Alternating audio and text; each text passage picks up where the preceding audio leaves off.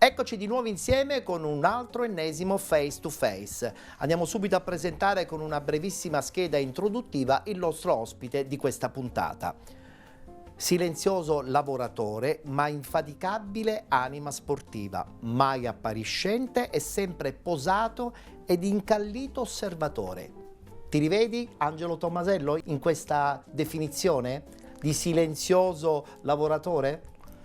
Intanto grazie per l'invito e poi le parole che hai utilizzato per descrivermi non mi dispiacciono. Non ti dispiacciono? Mi piacciono questo tipo di definizione e descrizione, per cui le accolgo con piacere. Allora, attenzione, 7 domande per 7 risposte, cercando di capire quali sono anche i pregi e volendo anche i difetti di Angelo Tomasello. La prima domanda. Quanto costa essere posato e mai appariscente? Ti penalizza o ti dà equilibrio? Ma guarda, io penso che una persona esprime quello che è, quindi non stai lì a, come dire, a valutare se essere te stesso ti dà un vantaggio o uno svantaggio, sei semplicemente te stesso, per cui questo è il mio modo di approcciarmi allo sport, al calcio. Anche un po' nella vita forse? Assolutamente sì, io penso che poi nel lavoro che facciamo, nelle attività, in ogni attività portiamo le persone che siamo, il nostro modo di essere, quindi non possiamo fingere di essere qualcosa di diverso. Ecco. Si deve essere sempre se stessi. Assolutamente sì. Assolutamente d'accordo. Qual è stato il momento più esaltante della tua, volendo pur breve ancora, carriera da allenatore? Ma mi fai una domanda un po' particolare. Il momento più esaltante, diciamo che io inizio, dopo alcuni diversi anni di settore giovanile, inizio il mio percorso col Sant'Anna, che era una piccolissima realtà locale di Santa Flavia, vicino Bagheria, e là sicuramente sono stati degli anni molto, molto belli e formativi. Siamo riusciti nel giro di 3 anni a ritrovarci dalla seconda categoria ad un passo dall'eccellenza, abbiamo perso la finale playoff. Un bel percorso. Abbiamo fatto un bel percorso, quindi sicuramente quel percorso lungo 3 anni è stato molto bello. Che ti è servito? Assolutamente, mi è servito perché poi mi ha dato questo percorso, mi ha dato la visibilità per cui poi ho avuto l'opportunità di allenare in eccellenza. Sono stato a Misilmeri, sono stato dove mi sono trovato benissimo, un anno un po' particolare perché quello è stato l'anno del Covid, per cui c'è stata una prima parte di stagione, poi una seconda parte, e poi sono stato a Marineo, insomma diciamo che quel primissimo momento non si può dimenticare chiaramente. Beh, a questo punto devi identificare qual è il momento però più esaltante.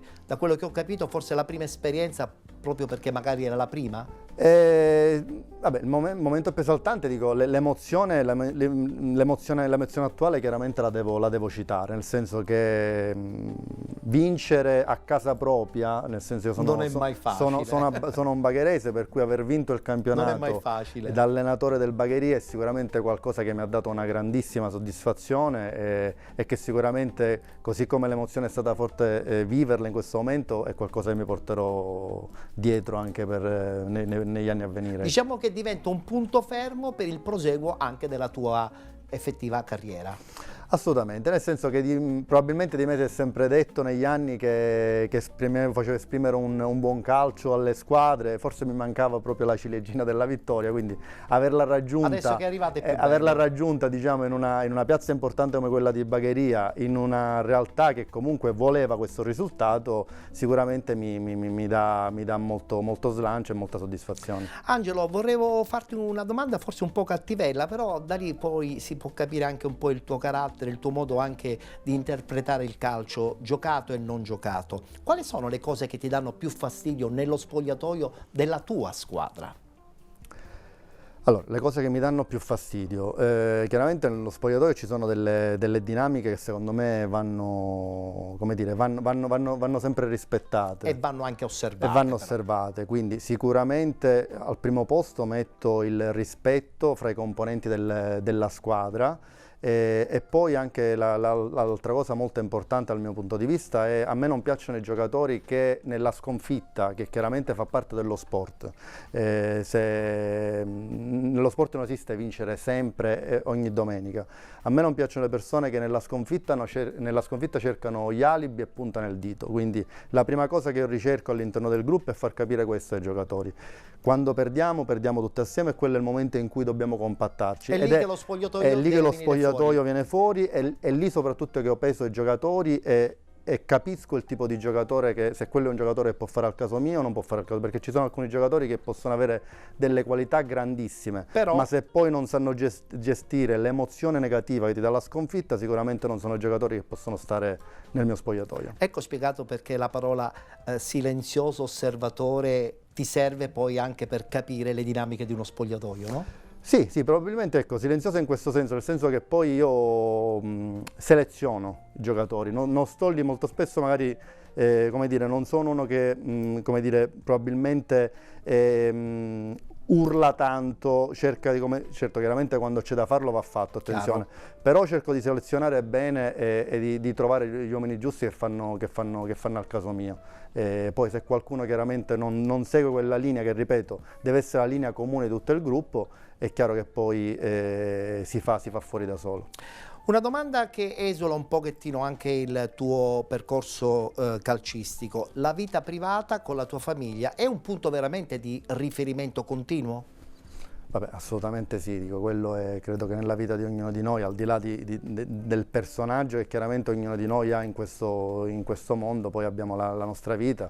Io sono sposato, due bimbi piccoli, ho un lavoro che chiaramente oltre quello del calcio, certo, sono un insegnante, per cui diciamo la mia vita diciamo ha altri, come diciamo dire, pure che è piena. È abbastanza piena, infatti mia moglie mi rimprovera molto di questa cosa, però il calcio è qualcosa che probabilmente noi che ci stiamo dentro è qualcosa che ci dà un'adrenalina tale che difficilmente ne possiamo fare a meno. La famiglia ti aiuta, ti dà benzina per tutto questo. Assolutamente sì. Sono contento. Angelo, ma tu come instauri il tuo rapporto personale con i tuoi collaboratori tecnici all'interno magari appunto di una squadra? Allora, è chiaro che un allenatore è per definizione un uomo solo, è un uomo solo nel senso è un uomo solo, per cui diventa fondamentale riuscire a trovare le persone di cui ti fidi ciecamente e che vedono anche diciamo, il calcio allo stesso modo in cui lo vedi tu. A me piace bisogna incastrare troppi parametri, forse. Lo so, però a me piace che i miei collaboratori abbiano diciamo, la mia stessa come dire, idea di gestione dello spogliatoio, e poi l'altra cosa importante è che io sono anche una persona che laddove poi riscontro come dire, complicità col collaboratore, chiaramente delego molto, e quindi perché anche chi lavora con te deve essere valorizzato. Non c'è appunto soltanto la figura classica dell'allenatore come era 20-30 anni fa, adesso c'è un team che lavora con un unico obiettivo. Assolutamente sì, ci sono tanti aspetti da attenzionare sia nel lavoro settimanale sia all'interno della partita, e chiaramente è un lavoro che da soli non si può fare. Studio assoluto della partita, degli elementi e della tattica. Assolutamente sì. Assolutamente. Ma come ti vedi tra 20 anni? Come mi vedo fra 20 anni? Guarda, come vedo fra 20 anni. Sei ancora giovanissimo, voglio dire. Diciamo che non hai una sfera magica. Sono di quelle domande che difficilmente mi faccio, ecco, perché comunque sono molto concreto. Vivo molto il presente. Diciamo che mi sto godendo in questo momento il bel momento della vittoria del campionato, ripeto, ottenuto a casa mia. Sono in attesa di capire anche l'evoluzione di quello che potrebbe essere il futuro e niente, quindi ci godiamo il momento. Quindi non mi vuoi dire come ti vesti fra 20 anni nel tuo carattere, nel tuo modo di essere? Ma probabilmente probabilmente rimarrai lo stesso. Una cosa è certa, nel senso che comunque il calcio credo che continuerà a far parte della mia vita, nel senso è qualcosa che c'è da sempre, perché prima giocavo, poi ho iniziato ad allenare e mi sono appassionato tanto a fare l'allenatore già da quando ho iniziato nel settore giovanile, e quindi sicuramente è qualcosa che nel futuro continuerà a far parte della mia vita. Voglio chiudere questa bella chiacchierata con una domanda un po' particolare, perché insomma cerchiamo di tirare fuori dalla bocca di mister Tomasello quali sono i mali, se ci sono, del calcio dilettantistico siciliano. Anche questa è una domanda, mi dovevi preparare prima per queste domande. Beh, le domande sono fatte apposta live in modo che così c'è l'impatto diretto. I mali del calcio dilettantistico siciliano. Se ci sono, Allora, devo dire, sicuramente a livello, come dire, strutturale, dirigenziale, probabilmente si dovrebbe fare un passo in avanti. Nel senso mancanza che comunque, di dirigenti, forse? sì, probabilmente anche di formazione dei dirigenti appropriata per poter Sì. fare, diciamo, un salto che si possa avvicinare, diciamo, possa portare questo calcio nostro. Diciamo che ad un sugli livello- allenatori si è fatto un percorso migliore, nel senso che adesso si studia molto per prendere i patentini. Forse sui dirigenti bisogna lavorarci ancora un po' di più. Sì, probabilmente questo, anche se comunque spezzo chiaramente una lancia, parliamo sempre di persone, come dire, che sono appassionate, che chiaramente da un punto di vista economico, chiaramente non si ha un ritorno importante, e quindi si comprende anche questo. Poi chiaramente ci sono alcune cose che, come dire, ho messo in evidenza, diciamo, nell'ultimo periodo. Per esempio, nei campionati qualcosa di importante che secondo me andrebbe rivisto è anche la gestione di queste importantissime ultime partite di stagione, dove secondo me la formula